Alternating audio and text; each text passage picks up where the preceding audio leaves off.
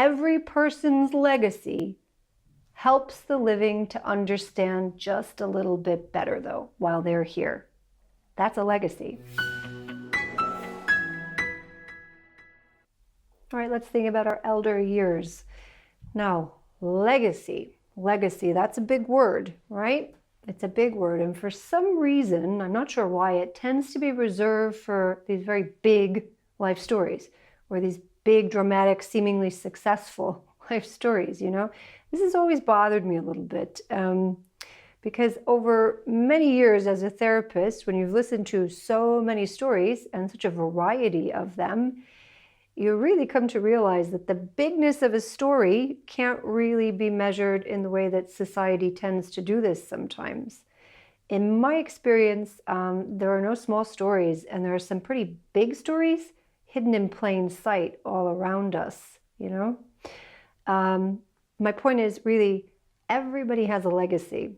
Now, there are two definitions for this term, you know, that are interesting. And the first refers to the concrete stuff someone leaves behind after they die, you know, the money, the property, the belongings, all that stuff. And the second refers to the lasting impact of events, actions, choices, and beliefs and values that are a part of someone's personal, unique past, and how those kind of intersect and interact with that big collective past that they have borne witness to. So my point is, again, you have a legacy, whether you acknowledge this or not. Now, remember what I said about the birth and infancy stage. We're coming to this stage, and if we go back, you came into the world with your own little temperament, that little essence, into a largely imperfect home environment, and certainly into an imperfect world. But still, there you were, awaiting your little fate. And the point here is, you have a legacy, you're leaving good things behind, and it really doesn't matter whether this feels big or small, or tidy or messy, or even just some kind of raw testament to the human experience, because in the end, we're all small again, right? And we're still surrounded by imperfect people. And we're still in an imperfect world, right? So any mistake that we made, or mistakes that we made during the course of our life, they're going to be made again by other people, right? And any of the beautiful or wonderful unsung things that we've done, right? We also share with many unsung others. And maybe where we're going, this all gets thrown into some other kind of order that we can't fully comprehend here. Maybe, who knows, right? But something about how you did all this and how you negotiated it with that little essence will always be unique. Now, whether you believe in something like that or not, at this stage though, at these elder years, we all still have to kind of make our peace with the reality that it comes to an end. We have to find a way to kind of say, okay, there you go, that was my life, I lived it, and now it's coming to an end. And this can be sweet, and it can be sad, and this can be scary, and equal parts kind of pragmatic and mysterious, right? As one man kind of put it to me recently, he said, I don't know why I had to outlive everyone I ever loved, but there you go, I did it. I guess I won't understand till it's over.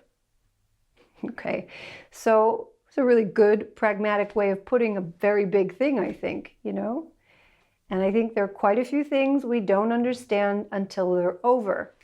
Childhood and adolescence, we don't really understand them till they're over, right? Young adulthood, we don't really understand it till it's over.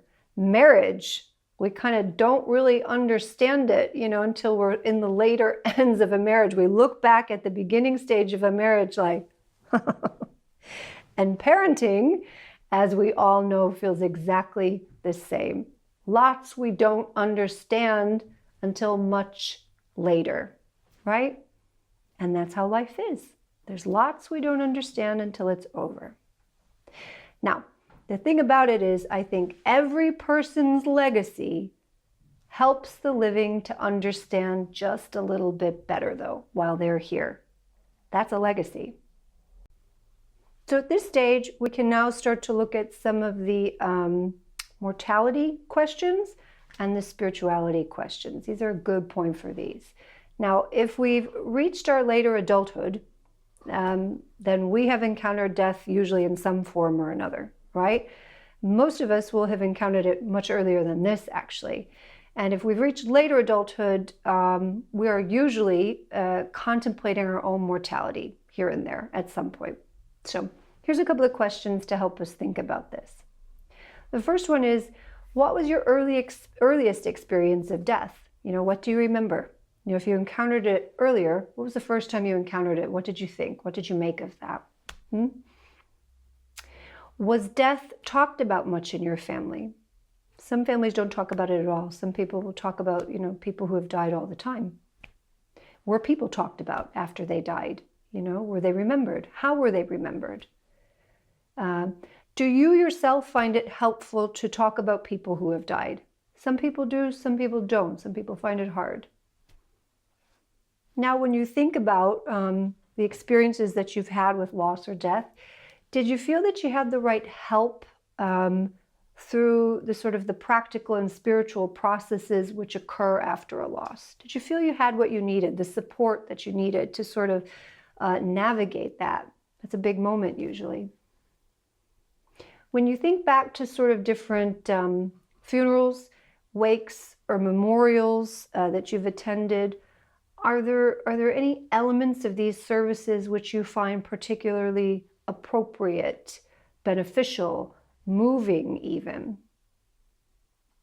In your opinion, what do you think would be good to change in terms of the help that people receive after they've lost someone? So in your experience, what could be done better, right? What would be good to keep the same? How has grief and loss affected you in the past? Physically, psychologically, spiritually, or right now? What has the grief process taught you about life? Now, your life has borne witness to many things in your family, in your culture, in the time, the historical moment in which you lived. What do you want people to remember about you and about where you come from and about the life that you've lived? Now, a practical question. What practical steps have you taken to prepare for your own death? What about spiritual steps? And the next question, if you're avoiding taking any of these practical or spiritual steps, do you know why? Okay, now some of you are probably thinking, hello, who wants to think about their own death, right? And I get it. I won't pretend to be oblivious or immune to the reasons why we might not want to practically think about our own death, right? But I think that psychologically it is important to acknowledge those emotions, whatever they are, whether it's uncomfortable or actually it's sad or it's a bit scary. It's kind of important to name that and acknowledge it. Now remember, Aging with Dignity has a wealth of practical tools to help you manage some of these practical details, right? If you haven't already done the 5 wishes, that might be a really good way to get started. And it might help with any of those emotions that you might have there, which could be maybe just blocking us a little from preparing.